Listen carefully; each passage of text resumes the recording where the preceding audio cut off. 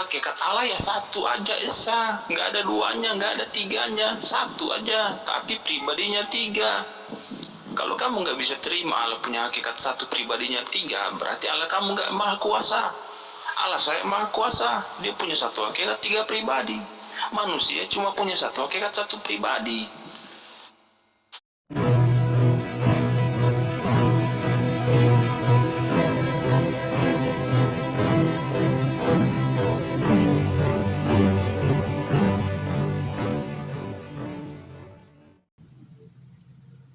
أعوذ بالله من الشيطان الرجيم بسم الله الرحمن الرحيم. Assalamualaikum warahmatullahi wabarakatuh. Alhamdulillahirabbil alamin, wassalatu wassalamu ala asyrafil anbiya'i wal mursalin wa ala alihi wa sahbihi ajmain, amma ba'du. Alhamdulillahillazi hadana li hadza wa ma kunna linahtadiya laula an hadanallah. Puji syukur kehadirat Allah Subhanahu wa taala karena kita diberikan waktu dan kesempatan berjumpa kembali melalui channel Salam Satu Akidah. Semoga kita semua dirahmati Allah dan diberi kekuatan serta keteguhan hati di dalam iman Islam untuk terus meningkatkan iman dan ketakwaan kita terhadap Allah SWT. Juga akan selalu mensiarkan dan menyuarakan kebenaran Islam serta membentengi umat dari upaya pemurtadan. Nah, saudaraku semuanya, pada kesempatan kali ini saya akan menampilkan sebuah video perdebatan antara Zuma ya dengan seorang debater Kristen, yang mana dalam debat ini mengangkat topik apakah Yesus itu Tuhan atau Tuhan. Nah, bagaimana keseruan debat kedua orang ini nanti kita akan saksikan bersama. Namun sebelumnya saya mengucapkan terima kasih yang setinggi-tingginya kepada saudara semua yang sudah mendukung channel ini dengan subscribe. Juga yang baru bergabung, jangan lupa untuk ikut subscribe. Dan kita dukung juga channel-channel dakwah lainnya untuk terus bisa berkembang dan menyuarakan kebenaran Islam serta membentengi umat dari upaya pemurtadan dari kaum kadal. Nah, tanpa panjang mukadimah lagi, langsung saja kita simak videonya.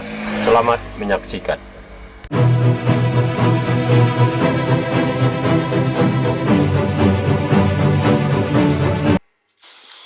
Ayo buktikan kalau Kristen itu bukan ajaran pagan.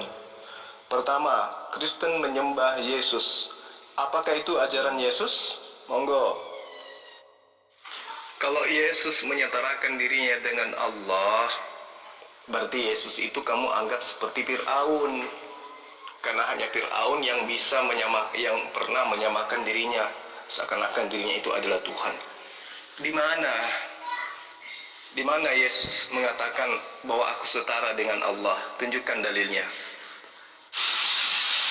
Yesus suruh menyembah Allah yang esa, tetapi di lain pihak Yesus menyamakan dirinya dengan Allah.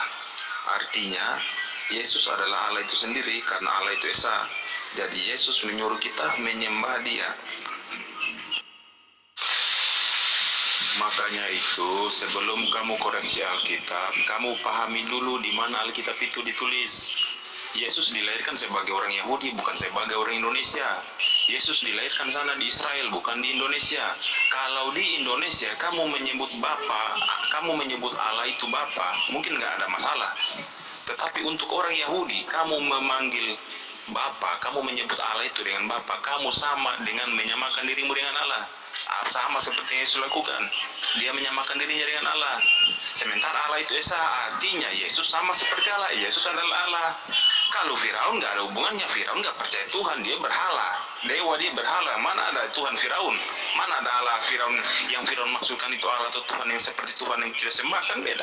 Firaun itu kan percaya berhala, dewa-dewa. Yang dijanjikan Mesias itu siapa? Yang dijanjikan Mesias itu seluruh dunia kan? Kan cuma bangsa Israel bos yang dijanjikan Mesias. Tapi untuk apa dia dijanjikan? Tujuannya untuk apa? Ya itulah untuk keselamatan kita semua. Karena keselamatan itu datang dari orang Yahudi, bos. Pohon kayu juga tidak pernah ngomong kalau dia dicipta. Tapi apakah berarti dia itu adalah Tuhan? Nah sekarang saya tanya sama kamu. Ketika Yesus mengatakan, satu-satunya Tuhan yang benar adalah Allah. Nah, Yesus posisinya itu sebagai apa coba? Karena Yesus kan mengatakan Allah adalah satu-satunya Tuhan. Nah, Yesus pada saat berkata seperti itu, dia statusnya sebagai apa? Aduh, ini asumsi pagan ini. Yesus mengatakan di dalam Matius 15 ayat 24, Aku diutus hanya kepada domba-domba yang hilang dari umat Israel.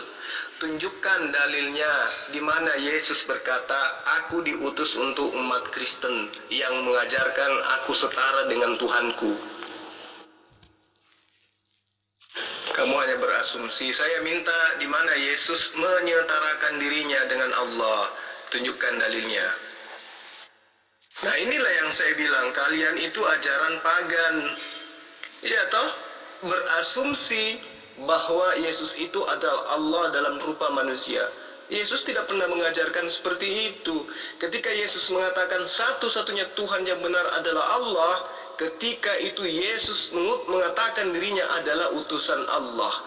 Jadi pada waktu yang bersamaan, Yesus adalah utusan Allah dan Allah itu adalah satu-satunya Tuhan yang benar. Artinya, kalau Yesus juga itu utusan itu juga Allah, berarti bohong dong ketika Yesus mengatakan Allah satu-satunya Tuhan yang benar. Karena ternyata dia juga adalah Allah itu sendiri. Berarti ada dua pribadi kan? Nah, berarti bohong dong Yesus. Jadi ajaranmu itu sangat bertentangan dengan ajarannya Yesus. Yesus mengatakan satu-satunya Tuhan yang benar adalah Allah dan aku hanya utusan Allah. Di satu sisi ayat kontradiksi, sembahlah Allah yang Esa. Yang bilang Allah itu tidak Esa siapa? Allah itu hakikat, bukan pribadi. Hakikat Allah ya satu aja Esa, nggak ada duanya, nggak ada tiganya, satu aja. Tapi pribadinya tiga. Kalau kamu nggak bisa terima Allah punya hakikat satu, pribadinya tiga, berarti Allah kamu nggak maha kuasa. Allah saya maha kuasa, dia punya satu hakikat tiga pribadi. Manusia cuma punya satu hakikat satu pribadi. Kata siapa? Nah, asumsi lagi kan? Selalu berasumsi. Jadi ajaran Kristen itu memang didirikan di atas asumsi-asumsi yang ujung-ujungnya menganggap bahwa Yesus itu untuk seluruh dunia. Mesias untuk Bani Israel, ya. Terus kenapa kemudian ketika Mesias itu datang, kenapa jadi untuk semua manusia? Sementara Sang Mesias sendiri mengatakan, inilah hidup yang kekal itu, yaitu bahwa mereka, siapa mereka? Bani Israel mengenal Engkau satu-satunya Allah yang benar dan mengenal Yesus Kristus yang telah Engkau utus. Artinya, Bani Israel itu mengenal Allah satu-satunya Tuhan yang benar. Oke, deal. Nah, terus kemudian setelah mereka mengenal Allah satu-satunya Tuhan yang benar itu adalah yang mereka sembah selama ini, maka Bani Israel juga harus mengakui, harus mengenal Yesus itu adalah utusan Allah. Pahami itu. Ketika Yesus mengatakan di ayat 17, di ayat 3 di Yohanes 17, wahai Israel, hidup kekal itu yaitu mereka mengenal Engkau satu-satunya Allah yang benar dan mengenal Yesus yang telah Engkau utus.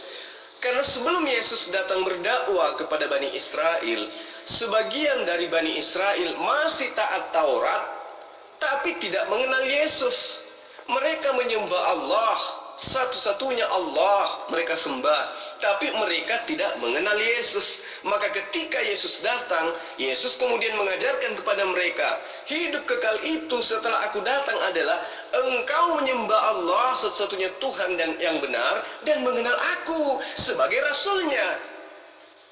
Itu yang perlu kamu paham. Jadi Yesus tidak pernah mengajarkan dirinya itu setara dengan Allah. Yesus tidak pernah mengajarkan kalau dirinya itu adalah Allah. Ya, pahami itu. Ayat yang mana? Ayat yang mana yang kamu maksud? Yohanes 17 ayat 3.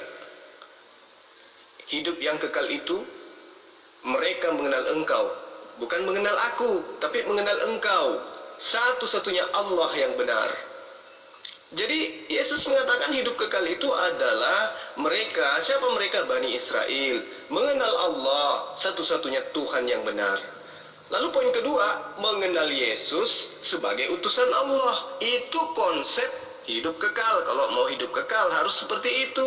Mengimani Allah Israel satu-satunya Tuhan, mengimani Yesus sebagai utusan Allah atau Rasulullah. Itu kuncinya. Setaranya di mana coba? Coba kamu lihat di dalam Yohanes 14 ayat 28. Kamu telah mendengar bahwa aku adalah Yesus telah berkata kepadamu, aku Yesus pergi, tetapi aku Yesus akan datang kembali. Tuh, Yesus mengatakan sendiri seperti itu kok. Aku Yesus akan pergi. Iya toh? Akan datang kembali kepadamu, ke Bani Israel. Sekiranya kamu mengasihi aku, kamu tentu akan bersukacita karena aku pergi kepada Tuhanku, atau kepada Allahku, atau kepada Bapakku. Sebab Bapakku lebih besar daripada aku, atau sebab Tuhanku lebih besar daripada aku, atau sebab Allahku lebih besar daripada aku. Terus setaranya di mana? Kalau Bapa lebih besar daripada Yesus, di mana setaranya coba? Kalau tulisan itu diilhamkan oleh Allah, semuanya, mau itu cerita, mau itu kesaksian, mau itu perkataan langsung dan lain-lain, semuanya itu adalah ditulis, adalah ilham dari Allah. Adapun perkataan Yesus langsung itu kan ditulis juga oleh manusia, bukan Yesus yang tulis sendiri kan. Nah, jadi kalau kamu bertanya kayak gitu, bisa juga kamu tanya, mana bukti? Kalau walaupun Yesus bilang saya adalah Tuhan, pasti kamu tanya siapa yang bilang kayak gitu? Yesus yang bilang, siapa yang tulis, siapa yang dengar, sama aja, balik lagi ke laptop. Sama juga kan. Begini aja bro, daripada kamu panjang lebar ngomong nggak jelas, siapa saksi mata yang melihat Muhammad ketemu sama Allahmu? Siapa yang mendengar, siapa yang pernah dengar suara kalau memang Allah bicara sama Muhammad? Siapa saksinya? Itu nomor satu. Yang kedua, dari mana asal usul keturunan Nabi Muhammad? Bagaimana dia bisa dibilang Nabi? Dari garis keturunan apa dia sampai bisa jadi Nabi juga? Yang nggak punya malu itu kamu bro. Sok mau ngerocoki kitab suci orang. Sok mau tanya dari mana asal usul, dari mana bla bla bla bla bla bla bla bla bla bla bla bla. Sementara kitab sucimu sendiri, siapa saksinya? Kamu jawab, jangan tertawa. Kalau kamu menuntut untuk dijelaskan, kamu juga harus menjelaskan punya kamu dulu. Siapa yang saksi Muhammad ketemu sama Allahmu? Siapa yang pernah dengar suara Allah itu bicara sama Muhammad? Siapa yang pernah? Dari garis keturunan apa Nabi Muhammad punya? Sok mau minta tunjukkan mana ayatnya gini, mana ayatnya gitu. Setelah ditunjukkan itu perkataan siapa, itu kata siapa, itu bla bla bla, itu gini gitu. Yalah, alasan. Jadi tidak ada yang mau sosok merecoki kau punya kitab suci. Karena memang faktanya kitab sucimu itu adalah hasil bajakan dari kitabnya Bani Israel. Terbukti kan? Kamu mengasumsikan kitabnya orang bahwa yang dimaksud yang ada di dalam Yesaya 53 itu adalah Tuhan yang dibentuk oleh kekaisaran Romawi bernama Yesus. Iya kan? Nah sekarang coba kita lihat. Saya ingin mengajarkan kamu, menyadarkan kamu dengan menggunakan materi ini. Benarkah Yesaya 53 itu adalah Tuhan bentukan Romawi, yaitu Yesus? Coba saya ajarin dari ayat berapa ya bagusnya ya? Dari ayat 2 coba. Kamu perhatikan ya. Di ayat 2 itu dikatakan, sebagai taruk, ia tumbuh di hadapan Tuhan. Nah, sekarang kamu coba perhatikan. Kalau itu adalah Yesus, dan Yesus itu adalah Tuhan, maka ayatnya akan berbunyi seperti ini. Maka taruk Tuhan tumbuh di hadapan Tuhan. Artinya Tuhan Yesus tumbuh di hadapan Tuhannya orang Israel. Berarti kamu harus mengakui dong bahwa Yesus itu adalah Tuhan baru dalam bentukan manusia, dalam wujud yang sangat buruk rupanya dan sangat menakutkan wajahnya. Ya, kamu paham? Kamu mau terima enggak bahwa Yesus itu adalah Tuhan yang tumbuh di hadapan Tuhan?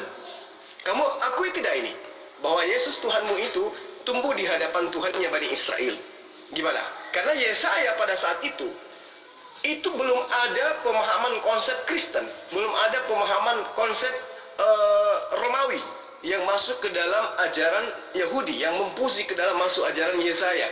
Sehingga ketika Yesaya 53 ini difirmankan bahwa taruk ia tumbuh di hadapan Tuhan, sebagai taruk ia tumbuh di hadapan Tuhan, dan sebagai tunas dari tanah kering. Ia tidak tampan dan semaraknya pun tidak ada, sehingga kita memandang dia dan rupanya pun tidak, sehingga kita menginginkannya. Ini bukti bahwa jika kamu mengakui bahwa yang ada di dalam Yesaya 53 itu adalah Tuhan Yesusmu, maka kamu harus akui bahwa Tuhanmu itu berhadapan dengan Tuhannya Bani Israel. Gimana? Tuhanmu tumbuh di hadapan Tuhannya Bani Israel. Kamu akui nggak itu? Jangan omong kosong, menggiring-giring, kamu punya topik, kamu punya tema. Setelah nanti kamu tersulut, terpojok, kamu akan balik lagi bilang, itu ayat siapa yang tulis, itu ayat begini, bla bla bla, itu ayat bagaimana, itu jadi percuma, karena ujungnya kamu akan kembali ke situ juga ketika ke gap. Jadi sekarang alangkah baiknya kita bahas kitab suci dulu, sesuai standarmu. Kalau kamu menuntut seperti begitu, saya juga nuntut balik seperti yang saya tanya tadi. Jadi selesaikan dulu masalah kitab suci, biar nggak ada ngeles-ngeles lagi di berikut ke depannya. Kita bahas apa yang sudah ada, bukan gugat apa yang sudah ada. Semua yang tertulis dalam Alkitab ya sudah seperti kayak gitu. Begitu juga Al-Quran, apa yang tersudah dalam Al-Quran ya sudah seperti kayak begitu. Jadi kita tinggal membahas apa yang sudah ada, bukan menggugat apa yang sudah ada. Bedanya kamu dengan saya, kamu itu korban doktrin, saya bukan. Jadi semua yang tertulis di dalam kitabmu itu kamu imani sebagai sebuah kebenaran. Kalau saya tidak, saya melihat dengan menggunakan akal. Oh, ini firman, ini perkataan Allah, ini sabda Yesus, ini karangan. Nah sekarang Yohanes 5 ayat 18, apakah itu perkataan Allah? Bukan. Apakah itu ajaran Yesus? Bukan. Itu adalah kisah yang dituliskan oleh pengarang Yohanes, bukan firman Allah, bukan juga sabda Yesus. Jadi kalau kamu imani itu adalah sebuah kebenaran, ya itu hak kamu. Tapi orang sehat akal tidak akan mungkin. Ya, di sana dikatakan Allah adalah Bapaknya sendiri.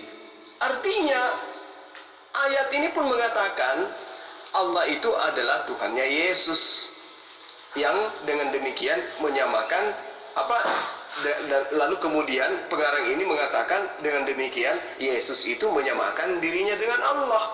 Yang mengatakan siapa?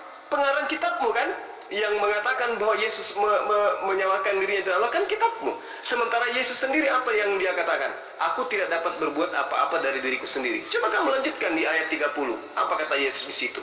Lalu kemudian yang perlu kamu pahami juga pernyataan Yesus yang mengatakan bahwa aku ini tidak dapat berbuat apa-apa dari diriku sendiri. Apa yang aku lakukan itu berdasarkan atas perintah Tuhanku. Yesus mengatakan apa lagi? Di dalam Yohanes 14 ayat 28. Sebab Bapa lebih besar daripada aku.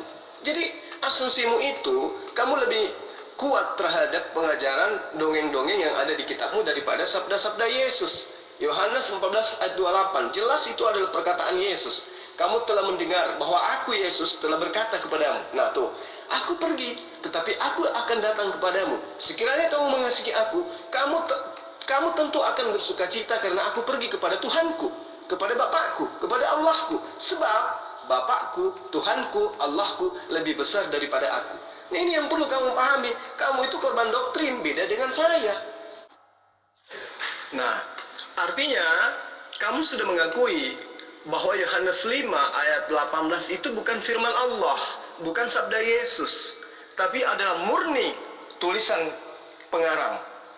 Ya, sekali lagi ya, bukan firman Allah, bukan sabda Yesus, tetapi murni karangan pengarang. Lantas kemudian kamu mencoba untuk membenarkan pernyataanmu bahwa ya itu kan kitab saya. Karena di kitab saya itu dituliskan bahwa segala tulisan yang diilhamkan oleh Allah memang bermanfaat untuk mengajar, untuk menyatakan kesalahan, untuk memperbaiki kelakuan, dan untuk mendidik orang dalam kebenaran. Nah, ini perkataan Paulus tidak ada kaitannya dengan karangan Yohanes yang tadi. Ini dikatakan oleh Paulus dalam 2 Matius 3 ayat 16 kalau saya tidak keliru. Dikatakan begitu, segala tulisan yang diilhamkan oleh Allah katanya. Memang segala tulisan yang diilhamkan oleh Allah memang bermanfaat untuk mengajarkan atau untuk diajarkan. Memang bermanfaat, tapi yang diilhamkan oleh Allah. Pertanyaannya kemudian, apakah yang ada di dalam Yohanes 5 ayat 18 itu adalah diilhamkan oleh Allah? Bagaimana mungkin kamu katakan itu diilhamkan oleh Allah? Sebab nyata-nyata di situ bukan firman Allah, bukan sabda Yesus. Terus ilham Allahnya di mana? Sementara yang diberi ilham untuk menerima firman Allah itu cuma nabi, cuma utusan Allah. Apakah Yohanes itu utusan Allah? Pengarang kitab Yohanes itu nabi? Kan bukan. Jadi disinilah perlunya akal sehat. Ketika Anda ingin berdebat, seperti yang Anda katakan, Anda harus siapkan senjata. Kalau kamu bawa senjata peluru air, mati kamu. Seperti ini adanya. Loh, medan perang itu harus senjata yang sudah canggih, modern. Lah kamu bawa senjata isinya lombok biji, gimana bisa menang kamu? Makanya kamu cuma asumsi. Tadi kenapa kamu harus paksa Alkitab supaya harus sama seperti Al-Quran, kayak harus diturunkan langsung kayak begitu? Kita tidak melihat Alkitab seperti kayak begitu. Jangan kamu paksakan supaya sama. Alkitabmu Alkitab saya, Quranmu Quran kamu. Bagaimana dia diturunkan, itu urusan kamu. Begitupun saya punya. Segala yang diilhamkan, ditulis itu berdasarkan ilham dari Tuhan. Mau apapun tulisan di dalam itu, itulah ilham dari Tuhan. Kenapa kamu harus paksa, harus katakan langsung? Orang Kristen itu percaya Yesus itu bukan cuma sekedar dari kata-kata dia, tapi kita percaya Yesus dari seluruh apa yang ditulis kitab suci. Kita imani bukan cuma apa yang Yesus katakan langsung, tapi semua yang apa yang ditulis itu kita imani. Justru itulah debat agama. Sama seperti ibaratnya kita mau perang ini, sebelum perang kita konfirmasi senjata kita masing-masing dulu. Kalau sudah oke, senjatanya sudah dikonfirmasi, baru kita perang. Jangan kita udah perang terus sementara di tengah perang terus kamu bilang senjata kamu gini, senjata kamu gitu. Kayak anak kecil yang main tembak-tembakan. Saya tembak kamu, kamu tembak saya pura-pura mati. Giliran saya tembak kamu bilang tidak ada pelurunya, tidak ada pelurunya, kayak kamu persis. Terus yang kedua, apa yang kamu tidak samakan kalau kayak gitu definisi pemikiran kamu? Alkitab itu tidak diturunkan seperti Quran kamu. Jadi apa maksud kamu tanya itu firman Allah? Itu perkataan tidak ada hubungannya, semua yang di dalam itu adalah firman Allah. Itu adalah ilham dari Allah. Bagaimana? Itu samakan sama aja, kamu mau samakan lah kalau kayak begitu, bro.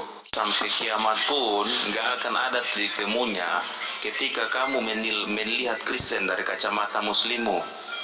Kamu pikir Alkitab kita, kitab suci kita sama seperti Al-Quran kan? Yang harus dikatakan langsung kayak gitu, bla bla bla bla bla bla. Mana ada? Tidak ada seperti kayak begitu. Jangan kamu paksakan supaya sama seperti punya kamu. Kenapa kamu harus samakan?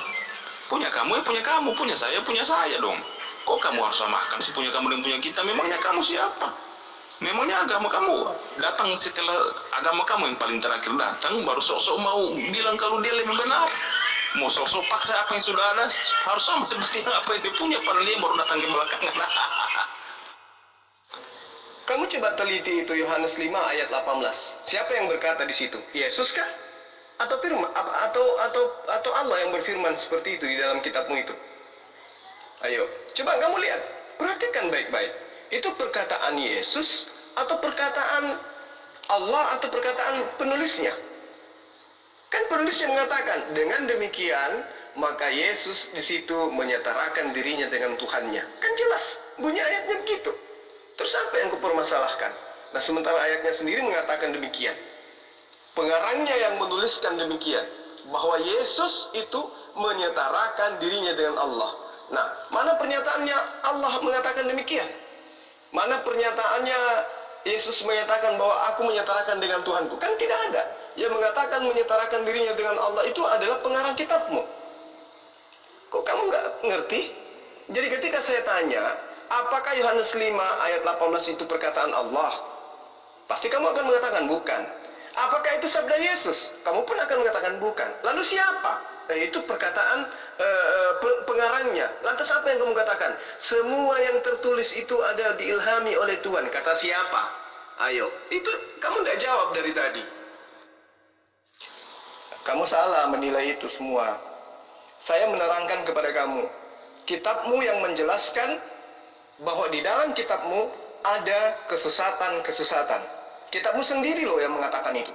Bahkan kalau kamu jeli, kitab terakhir dari kitab yang kamu imani, yaitu kitab Wahyu, itu jelas Yesus menerangkan di ayat 18-nya apa dia katakan di bab 22 itu. Barang siapa yang menambahkan perkataan-perkataan di dalam kitab ini, akibatnya seperti ini, seperti ini, seperti ini, kata Yesus. Ayat 19-nya, dan barang siapa mengurangi perkataan-perkataan di dalam kitab ini, maka akibatnya seperti ini, seperti ini.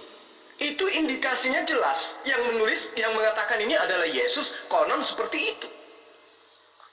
Jadi kalau Yesus aja sudah menerangkan ada indikasi penambahan dan perubahan di dalam kitabmu, kenapa kamu menyalahkan saya dengan mengatakan saya menginginkan ilustrasi pembenaran berdasarkan Quran? Tidak.